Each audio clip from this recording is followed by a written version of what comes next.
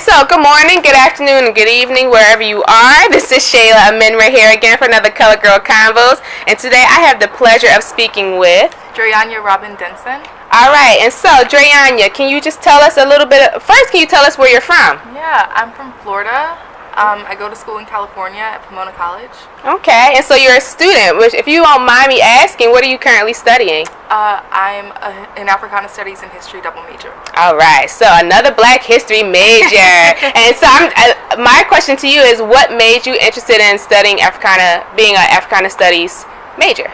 I love my folks, and whatever work that I do, I'm looking to go into academia as a professor. Whatever work I want to do, I want to center Black folks, especially Black, queer, and trans folks, and learning about our histories and recording those, and just amplifying our voices while we're here. Okay, thank you. I'm really glad you shared that, because we always need more folks like us who are not only learning about our histories, but who are able to teach it to us as well. So what's the one item you can't live without as a colored girl, and why? Probably my hoops.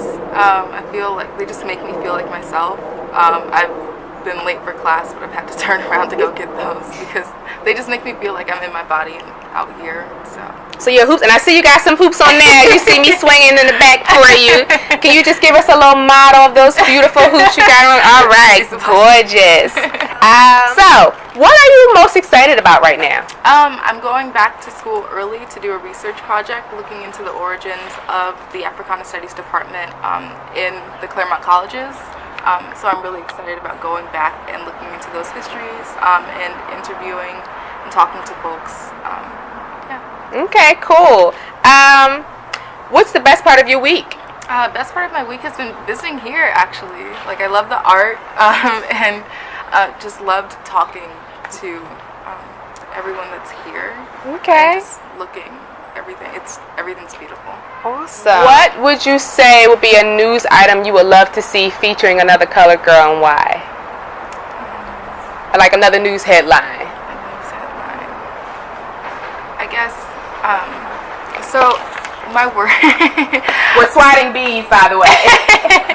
I guess, so what I want in terms of my work and what I do in academia is just to amplify the voices of Black, queer, and trans folks, especially Black, queer, and Black, trans women and femmes. And so I'd love to see headlines that amplify our voices and amplify our work, art, poetry, whatever it is that we do while we're here.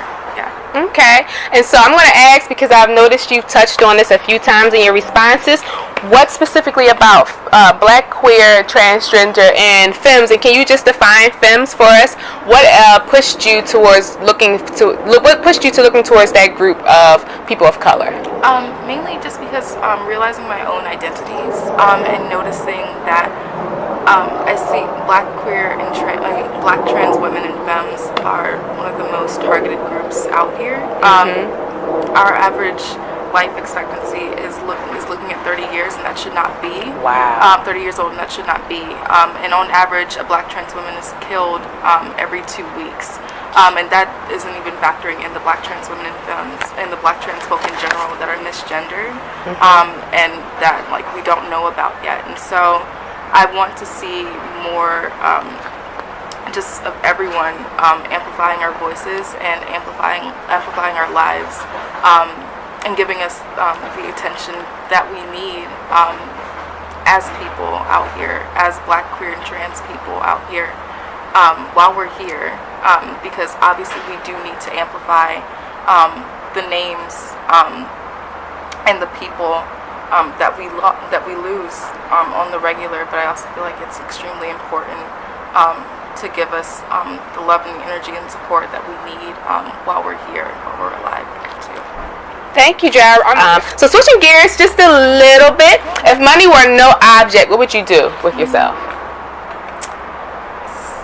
I guess still do the work that I'm doing now, because money is a concern. Just going into academia and knowing that I'll have to fight to get into these positions and to get tenure and to keep tenure, because in this past year I've witnessed too, just these institutions threatening the very existences of the Africana Studies departments that we have, and moving in on professors that have just gotten here, professors that have been here for a long time, or been at my institution for a long time, and this is happening across the country, across the world. But yeah, if money were no object, I'd still do the work that I want to do, because it'd just be one less stress than having to look at money all the time. Amen. I totally hear you on that one, but it also shows what you're passionate about, which was going to be my next question, and I feel like you've answered it a little already. So who would be two people you would love to have a sit-down brunch, not dinner, but would love to have brunch with, and just pick their heads, talk about life, and they don't have to be alive. This is our fantasy. Probably, I really love Barry Jenkins' work. I love Moonlight. That's like my favorite film. So I just love to like pick his brain and like discuss cinematography, discuss histories, because Moonlight meant a lot to me. It's just a black queer person from Florida, and I'm not from Miami, but like it just reified a lot of my experiences, and it was great to see just black queer folks on the screen. And who else would I I mean, if he's enough for you, that's fine. But if you have someone else, probably I'd love to sit down with SZA. Like, I love her music. Oh wow! Right now, yeah.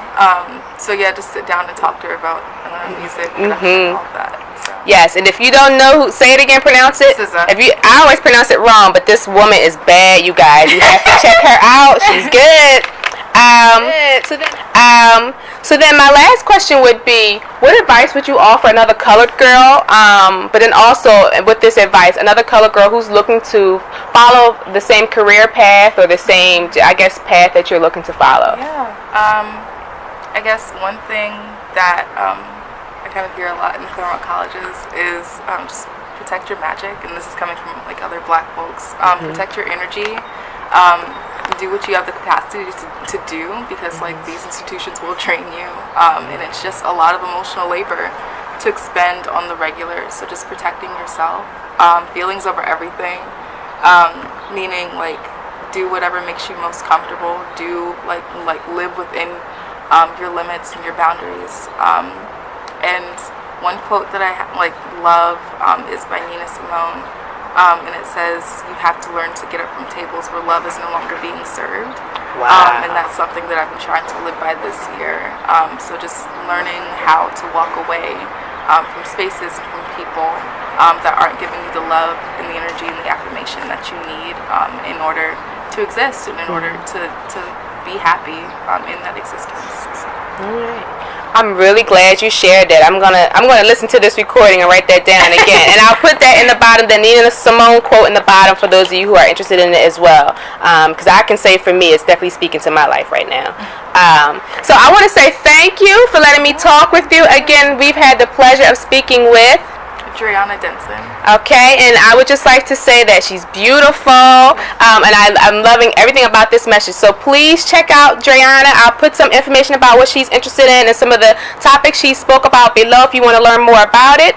This has been Shayla Aminra, and I have to say hi. I do this in all the videos. Hi, this is Shayla Aminra. Again, here doing another Colored Girl Convos for the Colored Girls Museum on this beautiful day, and I would just like to say thank you, Dre. Thank you. And everyone, have a wonderful day, everyone. Take care.